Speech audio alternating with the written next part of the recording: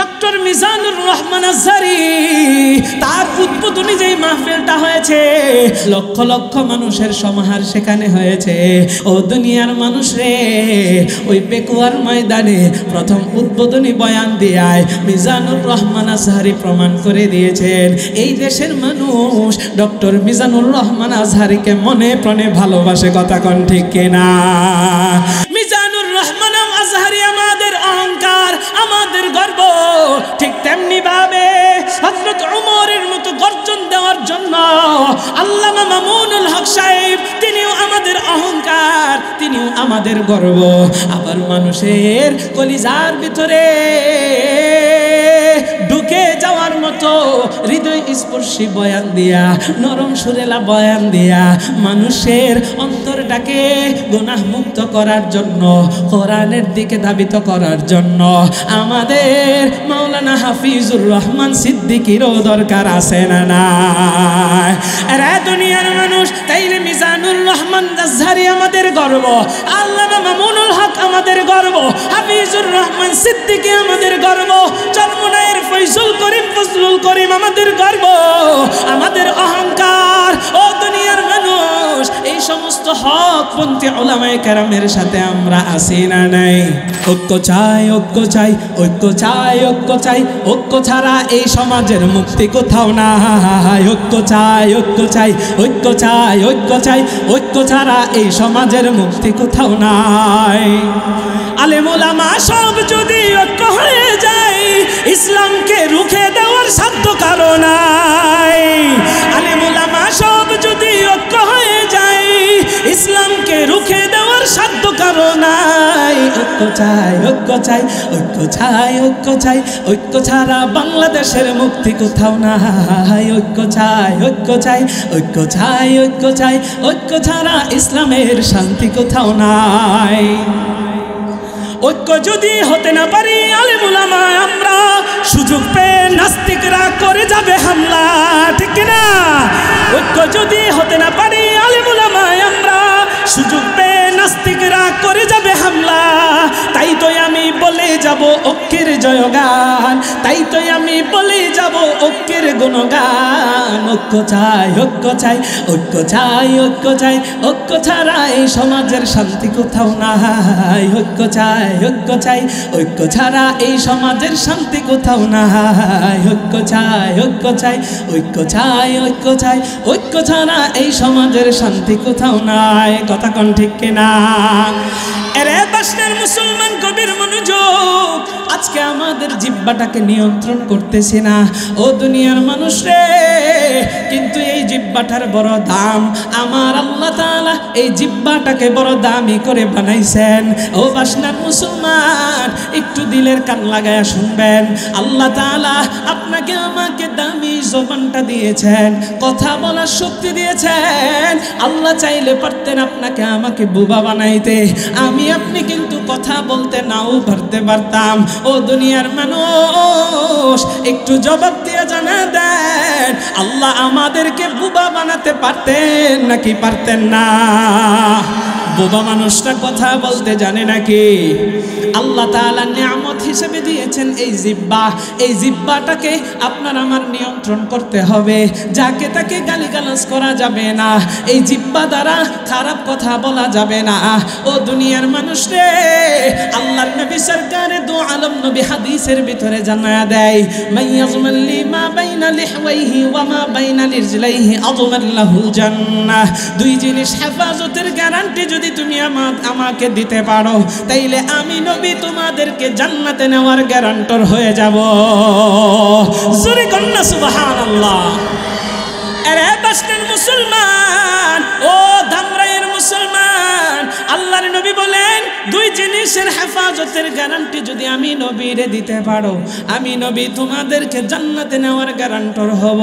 এক নাম্বার, মা বাইনা লিহওয়াইহি, এই দুই ঠোঁটের মধ্যবর্তী জায়গা মানে জিহ্বা, এই জিহ্বার হেফাজতের গ্যারান্টি যদি দিতে পারো।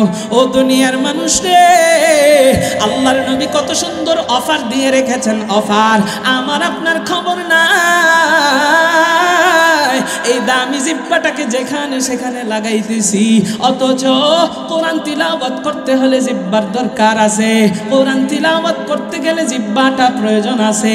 আল্লাহর নামের জিকির হয় এই জিহ্বা দিয়ে। আপনি আমি এই জিহ্বা দিয়ে আমার মহান রবের পবিত্র নাম ও দইরা ডাক দেই।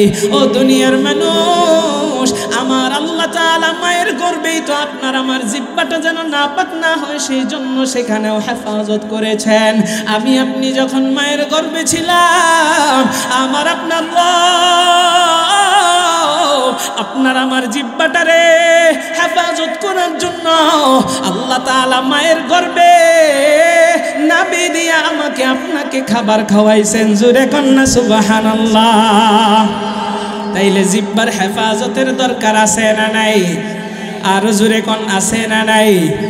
এ ধামরাইয়ের মুসলমান, আল্লাহ তাআলা আপনাকে আমাকে দামি জিহ্বা দিয়েছেন। এই জিহ্বা দিয়ে কাউকে গালি দেওয়া যাবে না, কারণ নবী বলেন সিবাবুল মুসলিমি ফুসুকুন ওয়া কিতালুহু কুফর। মুসলমানকে গালি দেওয়া ফাসিকি আর হত্যা করা কুফরি। ও দুনিয়ার মানুষ, আজকে আমরা হেলাই খেলাই মানুষকে গালি দিয়া নিজে ফাসিক হইতেছি, গুনাহগার হইতেছি, আবার মুসলমানকে আমরা হেলাই খেলাই হত্যা করে ফেলতেছি। এই সমাজের ভিতরে এখন তো বিচার নাই, বিচার থাকবেও না। কিয়ামতের আগ মুহূর্তে একজন আরেকজন রে অযথাই মেরে ফেলবে, কোনো বিচার থাকবে না। ও দুনিয়ার মানুষ, আমার মায়ের নবী কিয়ামতের আলামত বলতে গিয়া বলেন, কিয়ামতের আগ মুহূর্তে যে যাকে হত্যা করবে, কেন হত্যা করতেছে এটা সে জানবে না, যে মারা যাইতেছে সে কেন হত্যা হয়েছে এটাও সে জানবে না। ও দুনিয়ার মানুষ, তাইলে বর্তমান সময়ে মানুষকে যে অযথাই হত্যা করা হয়, যে হত্যা হয়েছে সেও জানে না, আর যিনি হত্যা করতেছে কাতিল ব্যক্তিটাও জানে না কেন হত্যা করতেছে। ও দুনিয়ার মানুষ রে, অযথাই মানুষকে গালিগালাজ করা যাবে না, মানুষকে হত্যা করা যাবে না। আমার মায়ের নবী, দয়ার নবী, রহমতের নবী জানায়, আল মুসলিমু মান সালিমাল মুসলিমুনা মিন লিসানিহি ওয়া ইয়াদিহি। মুসলমান তো সেই ব্যক্তি যে ব্যক্তির হাত এবং জবান থেকে অপর মুসলমান হেফাজত থাকে। ও দুনিয়ার মানুষ, তাইলে আমাদের প্রকৃত মুসলমান হওয়ার দরকার আছে না নাই? আর জোরে বলেন আছে না নাই? তোরে জানান, ইয়া আইয়ুহাল্লাযীনা আমানু তাকুল্লাহ হাক্কা তুকাতিহি ওয়া লা তামুতুন্না ইল্লা ওয়া আনতুম মুসলিমুন। আমার আল্লাহ বলেন, হে মুমিনগণ, হে ঈমানদারগণ, আমি আল্লাহকে ভয় করো, বলে ভয় করার মতো করো। ও দুনিয়ার মানুষ রে, আল্লাহ বলেন সাবধান, মুসলমান না হয়ে কিন্তু মৃত্যুবরণ করিও না। ও দুনিয়ার মানুষ রে, আমার আল্লাহর নবী জানায় দেয় এই জবানের হেফাজতের ব্যাপারে। আল্লাহর নবী বলেন 2 নাম্বার লজ্জাস্থানের হেফাজত। ওমা বাইনা রিজলাইহি, যেই ব্যক্তি লজ্জাস্থানের হেফাজতের গ্যারান্টি আমি নবীকে দিবে, আল্লাহর নবী জান্নাতে নেওয়ার গ্যারান্টর হবে। লজ্জাস্থানের হেফাজত কেমন কইরা আমি আপনি করব, একটু দিলের কানটা লাগায়া শুনবেন। বর্তমান সময়ে লজ্জাস্থানের হেফাজত আমরা কিন্তু করি না। লজ্জাস্থানের হেফাজত করার জন্য আপনার ভিতরে ভয় থাকতে হবে একজনের, তিনি কে? ঈমানের পাওয়ার দিয়ে বলেন না তিনি কে? ধামরাইয়ের মুসলমান, লজ্জাস্থানের হেফাজত কেমন করে করবেন?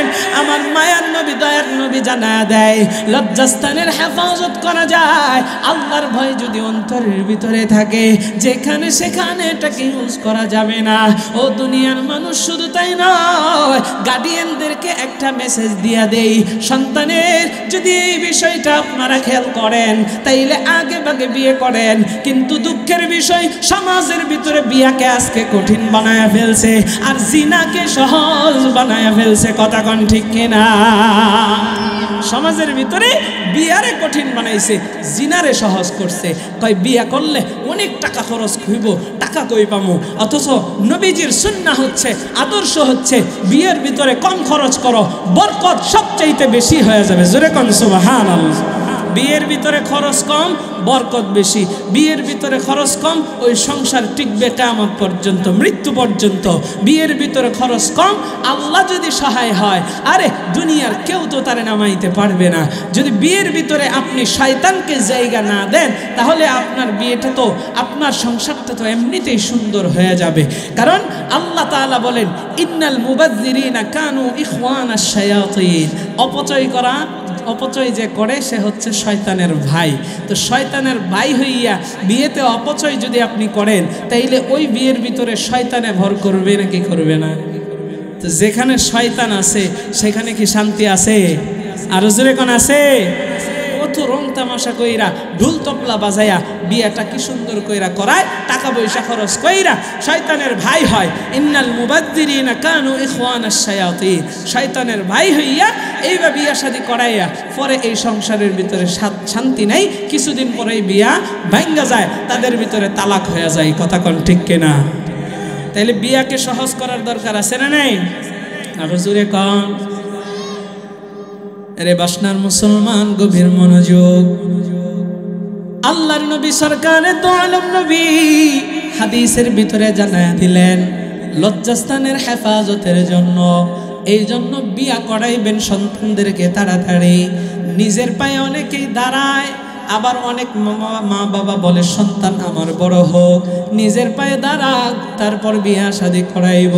এদিক দিয়ে শয়তান এমন ধোঁকা দিছে, সন্তান আরেক সন্তানের বাবা হইয়া বসে আছে। কথা কোন ঠিক কিনা?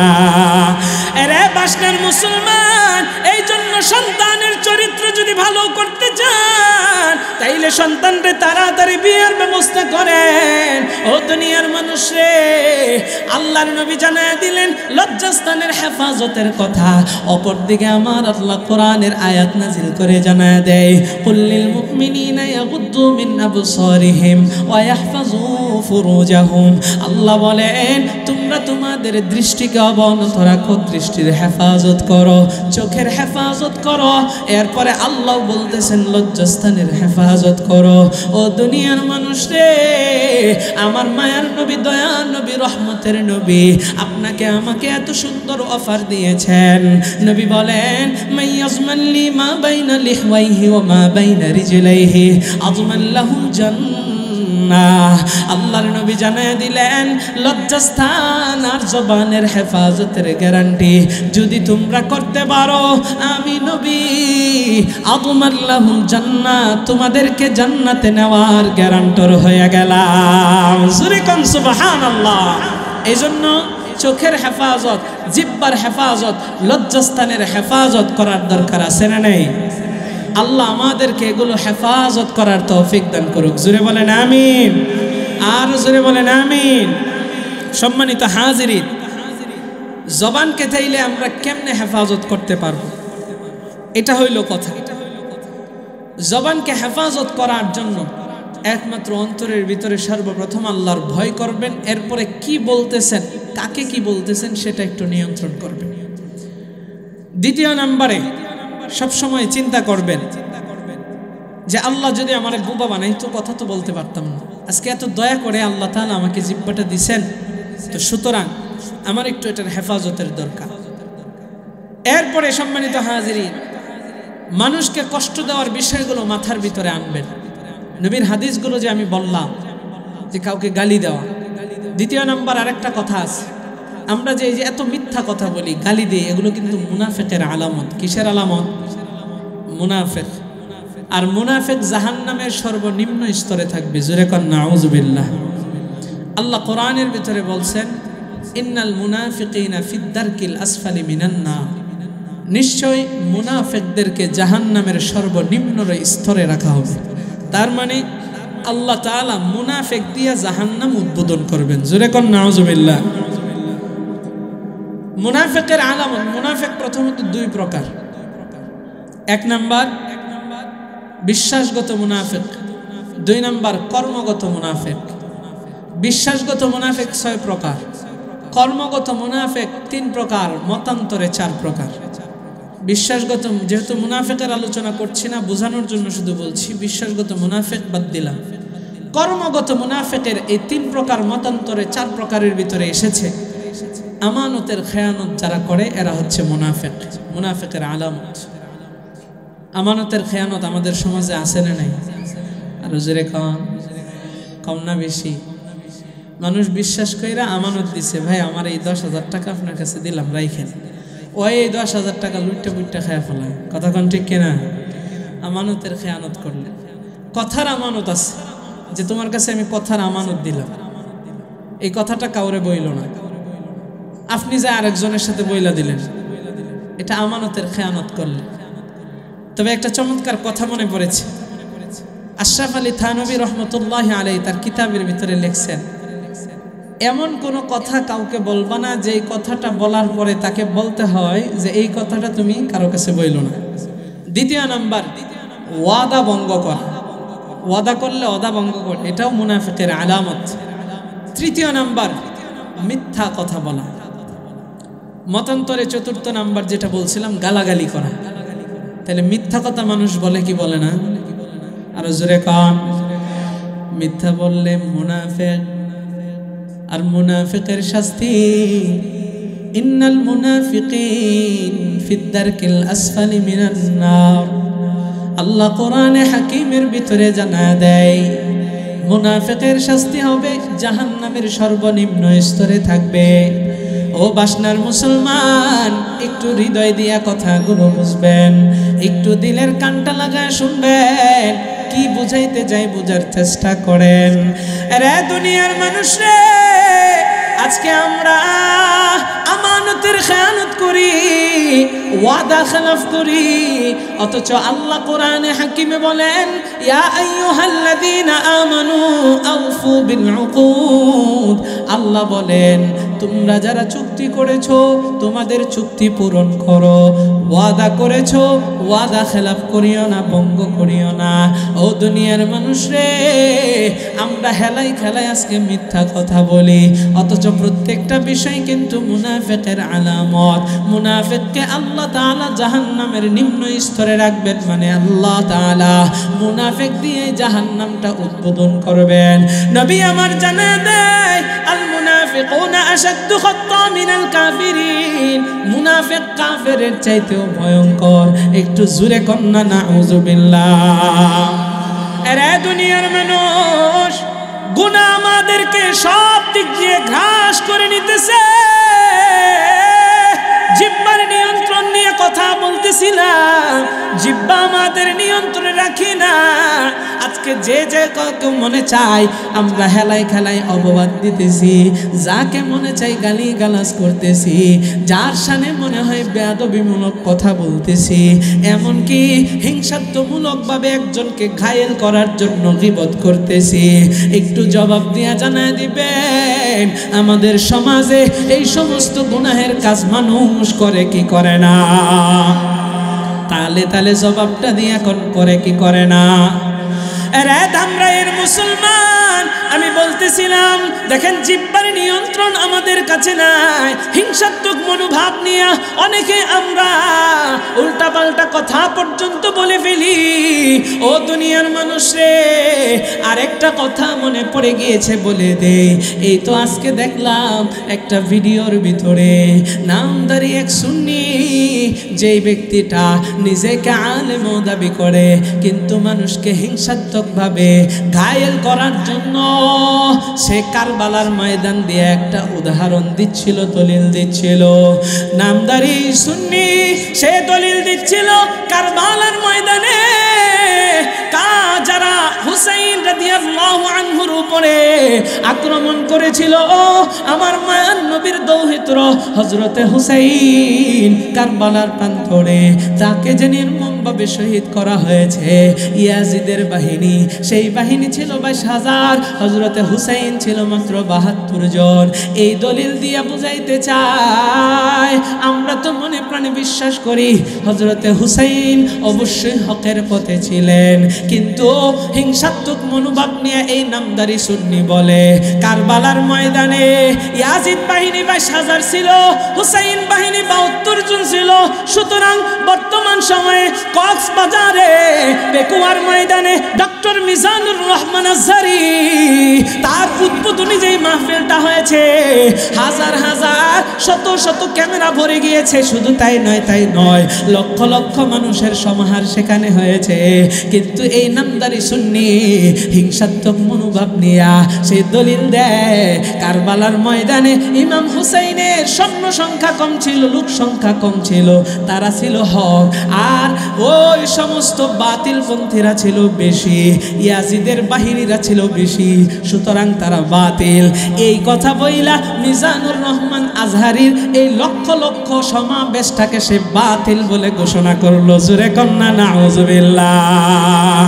এরা দুনিয়ার মানুষরা বিভ্রান্ত হওয়ার কোনো কারণ নাই। এই দেশে নামদারি সুন্নি আর মাজার পূজারীদেরকে মানুষ ভালো মতোই চিনে ফেলেছে। এরা সুবিধাবাদী, এরা যেখানে জিলাপি পায়, যেখানে সিন্নি পায়, সেখানে দৌড়ায়।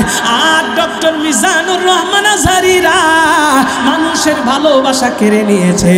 ও দুনিয়ার মানুষ রে, ওই পেকুয়ার ময়দানে প্রথম উদ্বোধনী বয়ান দেয় মিজানুর রহমান আজহারী প্রমাণ করে দিয়েছেন এই দেশের মানুষ ডক্টর মিজানুর রহমান আজহারীকে মনে প্রাণে ভালোবাসে। কথা কোন ঠিক কিনা? এরা দুনিয়ার মানুষ রে, মানুষের মানুষ, চারিদিকে তাকাইলে মানুষের মানুষ। ডক্টর মিজানুর রহমান আজহারী আমাদের অহংকার, তিনি আমাদের গর্ব। এই দেশের ভিতরে যে সমস্ত টাকওয়ালা বুদ্ধিজীবী আছে, যারা কথায় কথায় ইংরেজি মারায়, কথায় কথায় আলেমদেরকে ঘায়েল করার চেষ্টা করে, কথায় কথায় ইসলামপন্থীদের বিরোধিতা করে, ওদের মুখে চপটাপট করার জন্য ডক্টর মিজানুর রহমান আজহারীর মতো আলেম আমাদের দরকার আছে না? এরা দুনিয়ার মানুষ। শুধু তাই নয়, মিজানুর রহমান আজহারী আমাদের অহংকার, আমাদের গর্ব। ঠিক তেমনি ভাবে হযরত ওমরের মতো গর্জন দেওয়ার জন্য আল্লামা মামুনুল হক সাহেব, তিনিও আমাদের অহংকার, তিনিও আমাদের গর্ব। আবার মানুষের কলিজার ভিতরে ঢুকে যাওয়ার মতো হৃদয় স্পর্শী বয়ান দিয়া, নরম সুরেলা বয়ান দিয়া মানুষের অন্তরটাকে গুনাহ মুক্ত করার জন্য, কোরআনের দিকে ধাবিত করার জন্য আমাদের মাওলানা হাফিজুর রহমান সিদ্দিকীরও দরকার আছে না নাই?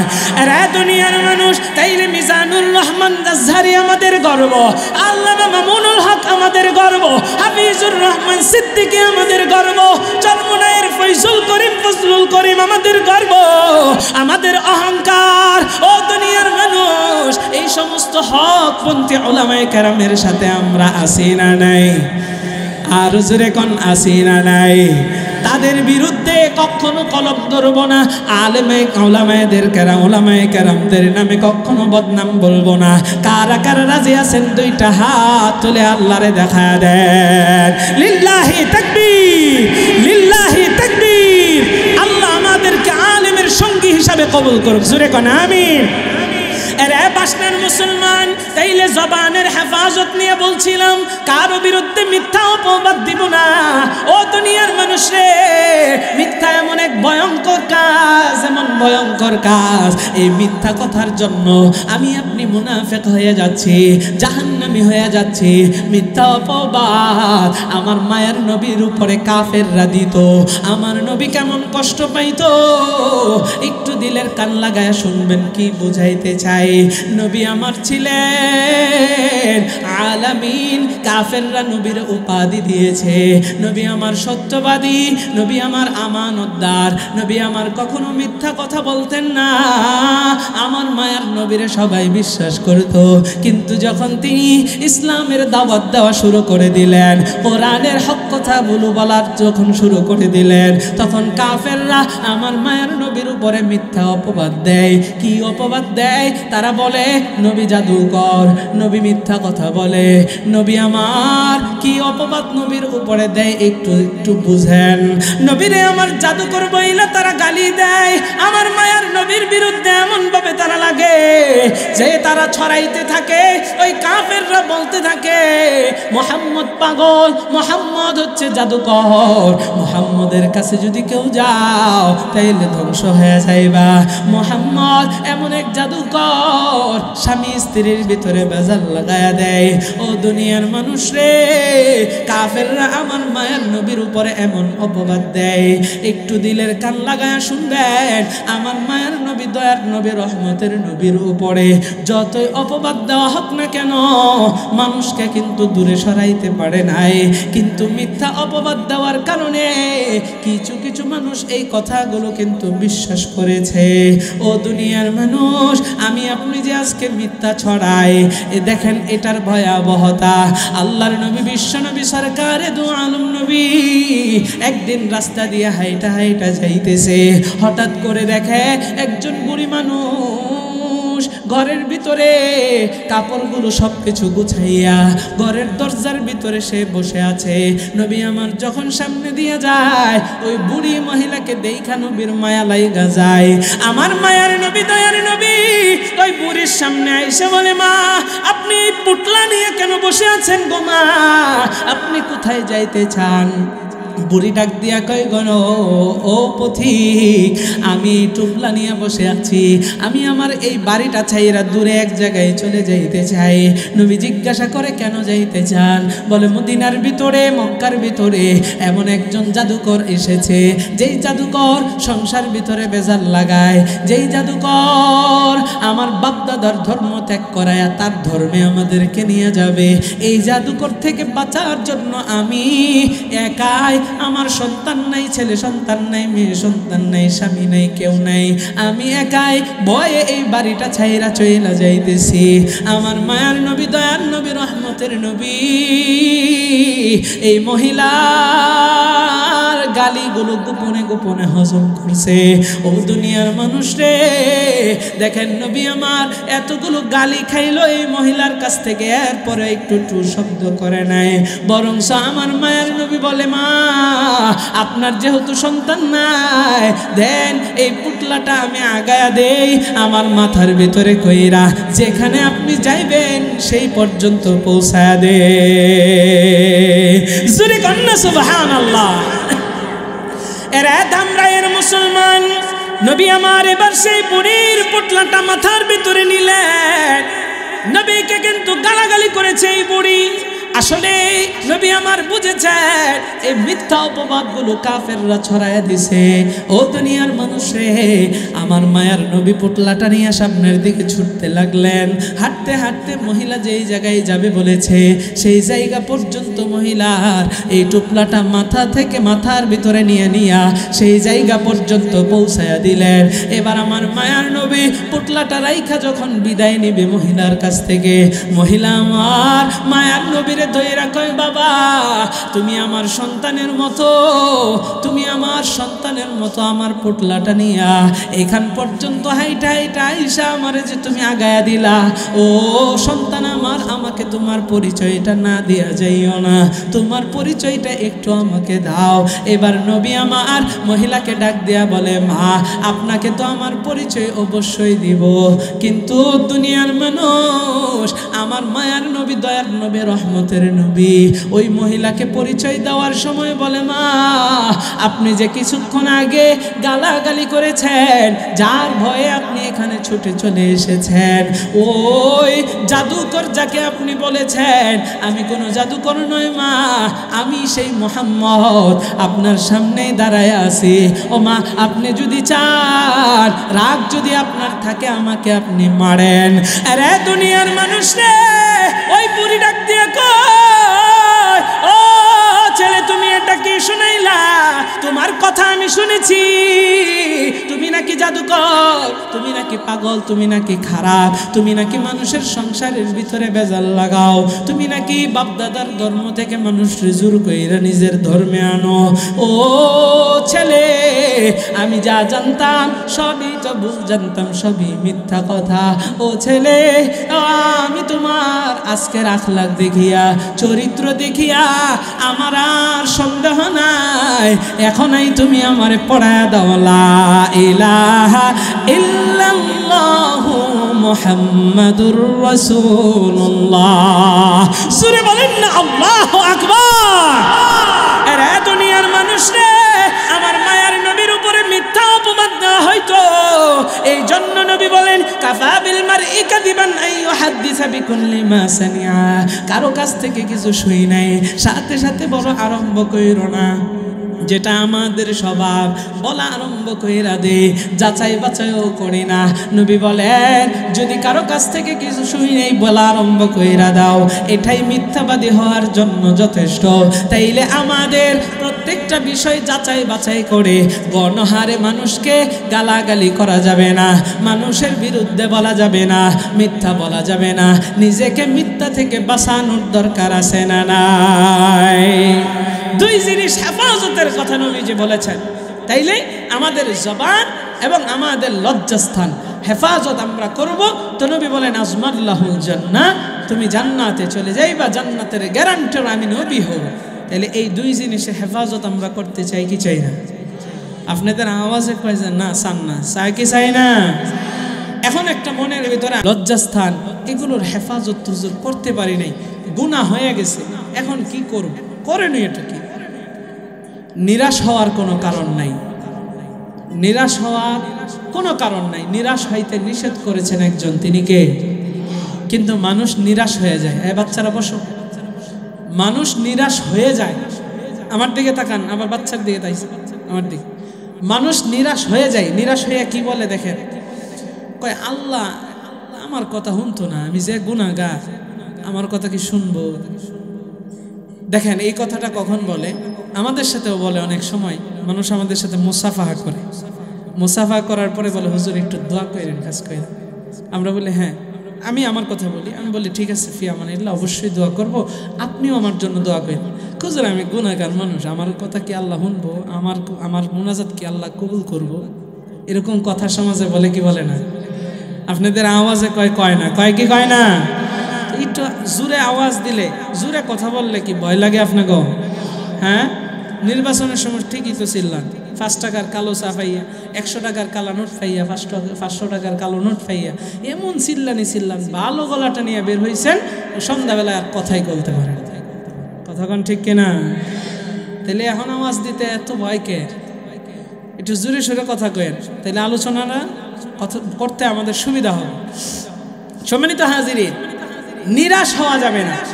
এই যে আপনি বলতেছেন আমার কথা কি আল্লাহ শুনবো, আপনার নিয়তের ভিতরেও ঢুকছে আরেক বেজাল। কি বেজাল? আপনি বলতেছেন আল্লাহ শুনতো না, তো আল্লাহ শুনবো কেমনে? বুঝেন নাই? এই জন্য আল্লাহ বলেন নিরাশ হয়ো না। কুল ইয়া ইবাদিয়াল্লাযীনা আসরাফু আলা আনফুসিহিম লা তাকনাতু মির রাহমাতিল্লাহ। এরে দামরাই মুসলমান, গভীর মনোযোগ। আল্লাহ তাআলা আপনাকে আমাকে নিরাশ হতে নিষেধ করেছেন। আল্লাহ বলেন ইয়া ইবাদি, হে আমার আদরের বান্দা বান্দিরা, আলা আনফুসিহিম আল্লাযীনা আসরাফু আলা আনফুসিহিম, যারা নিজেদের নফসের উপরে জুলুম করেছো, অত্যাচার করেছো, মানে গুনাহ করেছো, লা তাকনাতু মির রাহমাতিল্লাহ, আমি আল্লাহর রহমত হতে নিরাশ হইও না। আরে দুনিয়ার মানুষ রে, আল্লাহ বলেন নিরাশ হইও না। এরপরে আল্লাহ তাআলা জানায় দেয়, আল্লাহ পরের আয়াতে কারিমার ভিতরে জানায় দেয়, নিশ্চয় আমার আল্লাহ তাআলা আপনাকে অবশ্যই ক্ষমা করবে। নিরাশ না হইয়া আল্লাহর কাছে যদি আপনি আমি চাওয়ার মতো চাই, ক্ষমা যদি চাই, আমার আল্লাহ বান্দাকে ক্ষমা করার প্রতিশ্রুতি দিয়েছেন। জোরে কন্না সুবহানাল্লাহ। ইন্নাল্লাহা ইয়াগফিরুয যুনুবা জামিআ। ও দুনিয়ার মানুষ রে, আমার আল্লাহ ক্ষমাশীল, আমার আল্লাহ দয়াশীল, আল্লাহর মতো ক্ষমাশীল দয়াশীল কেউ নাই। আল্লাহ তাআলার কাছে বান্দা চাওয়ার মতো চাইলে আল্লাহ ফিরাইয়া দিবে না। কিন্তু আমি আপনি আজকে নিরাশ হইয়া বলি আল্লাহকে আমার দোয়া কবুল করবনি, নিয়তের ভিতরে ঢুকছে ভেজাল। যদি নিয়তে ভেজাল ঢুকে তাইলে কিন্তু প্রতিদান পাবেন না। বুখারী শরীফের প্রথম নাম্বার হাদিস, ইন্নামাল আমালু বিন্নিয়াত। এই হাদিসের বর্ণনাকারী কে জানেননি? এই হাদিস যিনি বর্ণনা করেছেন তিনি হচ্ছেন আমার মায়ার নবীর সাহাবী, জান্নাতের সুসংবাদ প্রাপ্ত সাহাবী, আশারায়ে মুবাশশারা, যারা 10 জন সাহাবী জান্নাতের সুসংবাদ পেয়েছেন তাদের ভিতরে একজন, যিনি খলিফা ছিলেন, যিনি আমিরুল মুমিনিন ছিলেন, হযরতে ওমর বলেন আমি এই হাদিসটা আমার মায়ার নবীর জবান থেকে নিজ কানে শুনতে পেয়েছি। সুবহানাল্লাহ। এই হাদিসের বর্ণনাকারী হযরতে ওমর এই হাদিসটা নবীর জবান থেকে নিজ কানে শুনেছে। ইন্নামাল আমালু বিন্নিয়াত, সমস্ত আমলের প্রতিদান আল্লাহ তাআলা আপনার নিয়তের উপরে নির্ভরশীল করিয়াই দিবেন।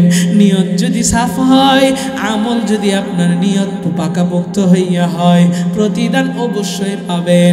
কারণ নবীজি বলেছেন, নবীজির কথা সত্য নাকি মিথ্যা? আপনাদের আওয়াজটা ভালো লাগতেছে না, জোরে কন, সত্য নাকি মিথ্যা? আরে দুনিয়ার মানুষ রে, আমার মায়ার নবী বলেছেন আল্লাহ নিয়তের উপরেই প্রতিদান দিবেন। আপনি আমি প্রতিদান পাই না কারণ নিয়তের ভিতরে ভেজাল। দান করি তো লোক দেখানো দান করি, একটা আমল করি তো লোক দেখানো করি, নামাজ পড়ি তো লোক দেখানো করি। লোক দেখানো আমল করলে আবার আরেক শাস্তি। আমার আল্লাহ বলেন ফাওয়াইলুল লিল মুসাল্লিন আল্লাযীনা হুম আন সালাতিহিম সাহুন আল্লাযীনা হুম ইউরাউন। আল্লাহ বলেন যারা লোক দেখানো ইবাদত করে আমার আল্লাহ তাদেরকে ওয়াইল নামক জাহান্নামের ভিতরে নিক্ষেপ করবেন। নাউযুবিল্লাহ। এরা দুনিয়ার মানুষ রে, আমার আলোচনা দেখি এক এক দিকে শাখা বের হয়ে যায়, তাইলে আমি আমার মূল আলোচনা যেদিকে যাচ্ছে ওদিকেই যাই। আল্লাহর নবী বলেন নিয়ত সাফ রাখার জন্য নিয়তে ভেজাল ঢোকানো যাবে না।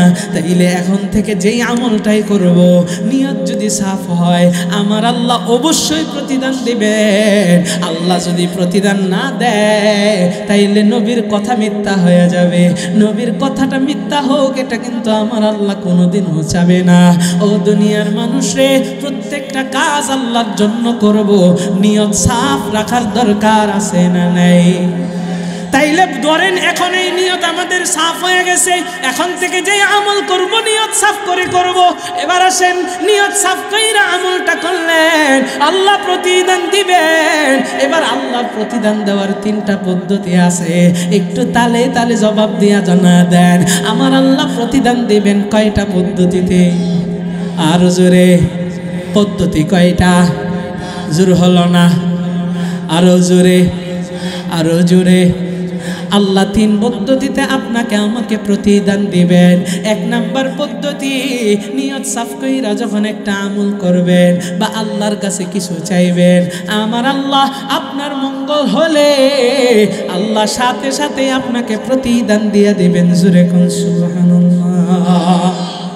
আরে বাসনাবাসী, এবার 2 নাম্বার প্রতিদান আমার আল্লাহ তাআলা দিবেন কেমনে? পদ্ধতিটা কি? আল্লাহর কাছে আপনি কিছু চাইলেন, আল্লাহ বান্দার কল্যাণ চাইলে 1 বছর পরে দিবেন, 1 মাস পরে দিবেন, 2 বছর পরে দিবেন, 5 বছর পরে দিবেন। কারণ আপনার আমার কল্যাণের খবর জানেন কে? আরো জোরে, আমার আল্লাহ আপনার কল্যাণের খবর যায় না, মৃত্যুর আগে যে কোনো সময় আপনাকে প্রতিদানটা দিয়ে দিবেন। জোরে কোন সুবহানাল্লাহ। তাইলে গেল 2 পদ্ধতি শেষ। 3 নাম্বার পদ্ধতি, আমার মায়ার নবী, দয়ার নবী, রহমতের নবী জানায় আমার আল্লাহ বান্দারে নিরাশ করবে না।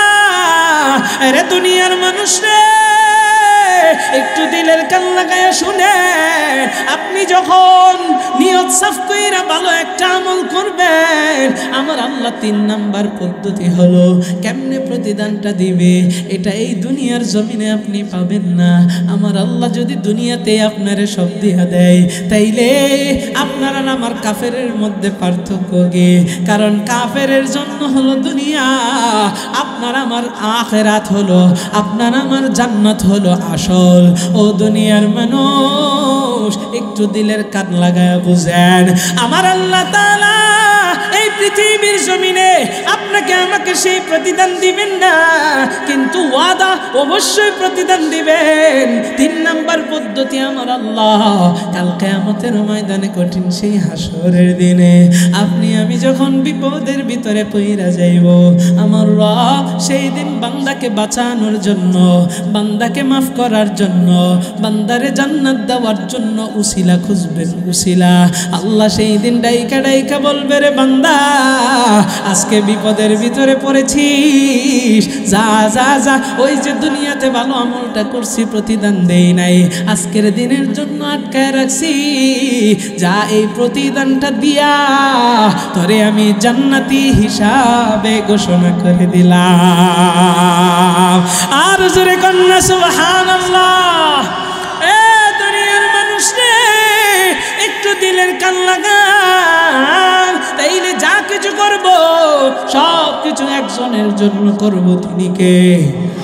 যা কিছু করব মনের ভিতরে একজনের জন্য ভয় রাখবো, তিনি কে? আরো জোরে বলেন। যাদের হৃদয়ের ভিতরে ভয় থাকবে আল্লাহর, ওরা কোনোদিনও কিন্তু পথভ্রষ্ট হবে না, লাঞ্ছিত হবে না, অপমানিত হবে না। এই জন্য হৃদয়ের ভিতরে একজনের ভয় রাখতে হবে, ইমানের পাওয়ার দিয়া এই বাসনার এলাকাটা একটু কাঁপায়া দেন, বলেন না তিনি কে? যাদের হৃদয়ে আছে আল্লাহর ভয়, তারা কবু পথ ভুলে যায় না। আল্লাহর প্রেম ছাড়া এই দুনিয়ায় কারো কাছে কোনো কিছু যায় না।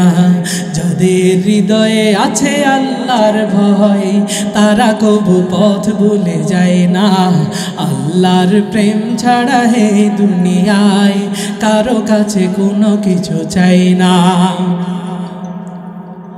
রাতের আধারে যারা সিজদাতে রয়, দু চোখের অশ্রুতে নদী যেন বয়। রাতের আধারে যারা সিজদাতে রয়, দু চোখের অশ্রুতে নদী যেন বয়। ছলনার হাছানি যতই আসুক, ছলনার হাছানি যতই ডাকুক, পিছনে ফিরেও সে তাকায় না। আল্লাহর প্রেম ছাড়া হে দুনিয়ায় কারো কাছে কোনো কিছু চাই না। যাদের হৃদয়ে আছে আল্লাহর ভয়, তারা কবু পথ ভুলে যায় না। আল্লাহর প্রেম ছাড়া হে দুনিয়ায় কারো কাছে কোনো কিছু চাই না। হেরার আলোতে যার হৃদয় রঙিন, হাতে আল কোরআনের দীপ্ত সঙ্গীন। হেরার আলোতে যার হৃদয় রঙিন, হাতে আল কোরআনের দীপ্ত সঙ্গীন। সত্যের পথে যারা থাকে অবিচল, সত্যের পথে যারা থাকে অবিচল, শত্রুকে কবু ভয় পায় না। আল্লাহর প্রেম ছাড়া হে দুনিয়ায় কারো কাছে কোনো কিছু চাই না। যাদের হৃদয়ে আছে আল্লাহর ভয়, তারা কবু পথ ভুলে যায় না। আল্লাহর প্রেম ছাড়া হে দুনিয়ায় কারো কাছে কোনো কিছু চাই না। সব সময় ভয় রাখতে হবে একজনের, তিনি কে? রাত আমরা এর মুসলমান, একটু দিলের কান লাগায় শুনবেন আর বুঝবেন, আপনি আমি আমার আল্লাহর কাছ থেকে নিরাশ হওয়া যাবে না। ও দুনিয়ার মানুষ রে, আল্লাহর ভয় নিয়ে চলবেন, যে আমলটা সামনে আসবে সেই আমলের দিকেই ধাবিত হবেন, যে আমলটা সামনে আসবে ওই আমলটাই করার চেষ্টা করবেন। আমলটা যদি ছোট হয় ওই আমলটা ছাড়বেন না, আর গুনাহটা যদি ছোট হয় ওই গুনাহটা করবেন না। আবারও বলছি, আমলটা যদি ছোট হয় ছাড়বেন না, গুনাহটা যদি ছোট হয় করবেন না। ও দুনিয়ার মানুষ রে, গুনাহ করা যাবে না, আমল ছাড়া যাবে না। একটু দিলের কান লাগায়া বুঝেন, তাইলে জবানের হেফাজত, চোখের হেফাজত, লজ্জাস্থানের হেফাজত, এরপরে আল্লাহর কাছ থেকে নিরাশ হবেন না। যে কোনো আমলের ডাক যদি আসে, আমলের ডাক পাওয়ার সাথে সাথে ওই আমলের দিকে ঝাঁপায় পড়ার জন্য আমরা প্রস্তুত আছি না নাই? আরে দুনিয়ার মানুষ, আমার আল্লাহ কোরআনে হাকিমের ভিতরে জানায়, আল্লাযীনা ইউনফিকুনা ফিস সাররাই ওয়াদ দাররাই ওয়াল কাযিমিন। আরো কিছু বিষয় জানা দে, আমার আল্লাহ তাআলা বলেন, যারা সচ্ছল এবং যারা অসচ্ছল সর্ব অবস্থায় আল্লাহর পথে খরচ করে। ও দুনিয়ার মানুষ, আল্লাহ তিনটা কথা বললেন, ওয়াল কাযিমিনিল গায়জ। আল্লাহ বলেন যারা রাগকে নিয়ন্ত্রণ করে, দমন করে। আবারও বলছি, যারা রাগকে নিয়ন্ত্রণ করে, দমন করে। এরপরে আল্লাহ বলেন ওয়াল আফিনা আনিন নাস, যারা মানুষকে ক্ষমা কইরা দেয়। আল্লাহ বলেন ওয়াল্লাহু ইউহিব্বুল মুহসিনিন, এই সমস্ত সৎ লোকদেরকে আমি আল্লাহ অনেক বেশি ভালোবাসি। সুবহানাল্লাহর জোর নাই, আর জোরে কোন সুবহানাল্লাহ। তাইলে আল্লাহ এক নাম্বার বললেন, আল্লাযীনা ইউনফিকুনা ফিস সাররাই ওয়াদ দাররাই ওয়াল কাযিমিন, যারা সচ্ছল এবং অসচ্ছল। আল্লাহ শুধু সচ্ছলদেরকে বলেন নাই, অসচ্ছল যারা তাদেরকেও বলেছে। সচ্ছল এবং অসচ্ছল সর্ব অবস্থায় আল্লাহর পথে খরচ করে। ডাক আসছে, খরচের জন্য ঝাঁপায়া পড়ে। এরপরে আল্লাহ বলেন ওয়াল কাযিমিনাল গায়জ, রাগকে নিয়ন্ত্রণ করে, দমন করে। আমাদের অনেক সময় প্রচুর রাগ ওঠে, এই রাগটাকে আল্লাহ বলেন যারা দমন করে, নিয়ন্ত্রণ করে। রাগ দমন করার একটা সুন্নত তরিকা আছে, বলে দেব নাকি? আরে জোরে কয় না। যদি খাড়ানো অবস্থায় রাগ ওঠে, নবী বলেন বসে যাও। যদি বসা অবস্থায়ও রাগ নিয়ন্ত্রণ হয় না, বসা অবস্থায় রাগ উঠেছে, কি করবা? নবী কয় শুয়ে যাও।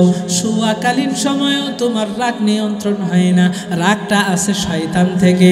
রাগের মাথায় শয়তান এমন এমন ধোঁকা দেয়, মানুষকে পর্যন্ত হত্যা করে ফেলে। এই জন্য নবী কয় দাঁড়ানো আছো, বৈশা যাও, বৈশা আছো, শুয়ে যাও। শোয়ার পরেও রাগ কমে না, যাও যাইয়া গোসল করো। জোরে কন্যা সুবহানাল্লাহ। এরা দুনিয়ার মানুষ, রাগ নিয়ন্ত্রণ। এরপরে নবী বলেন ওয়াল আফিনা আনিন নাস, মানুষকে যারা ক্ষমা করে দেয়। আপনার সাথে একজন একটা খারাপ ব্যবহার করছে, ক্ষমা কইরা দেন। আপনাকে একজন গালি দিছে, ক্ষমা কইরা দেন। আপনার উপর আপনার একটু রাগ উঠছে, ক্ষমা কইরা দেন। মানুষকে যারা ক্ষমা কইরা দেয়, আল্লাহ এই তিন শ্রেণী ব্যক্তির কথা বলেন ওয়াল আফিনা আনিন নাস। আমার আল্লাহ তাআলা বলেন ক্ষমা কইরা যারা মানুষকে দেয়, আল্লাহু ইউহিব্বুল মুহসিনিন, আমি আল্লাহ এই সমস্ত সৎ লোকদেরকে অনেক ভালোবাসি। তাদের উপরে আমি আল্লাহ রাজি খুশি হইয়া যাই। জোরে কন্যা সুবহানাল্লাহ।